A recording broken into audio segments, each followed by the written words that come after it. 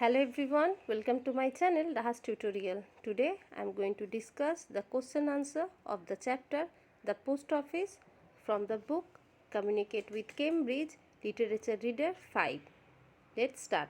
First question is describe two wishes that Amal had. Answer: the two wishes are A. Wanted to be a squirrel, go out and play around. B. Wanted to be a postman when he grew up. Next question.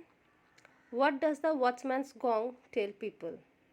Answer: the watchman's gong tell people that time waits for none but goes on forever. Question number 3.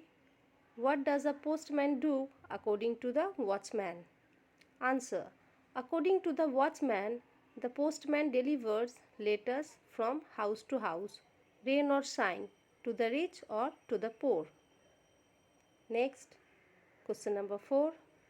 How do the different characters in the story respond to Amal's illness? Answer: each one of the visitors was kind to Amal. The watchman was friendly and tries to cheer him up. The girl was considerate and wanted to play with him. The boys also wanted to play with him but expressed less sympathy.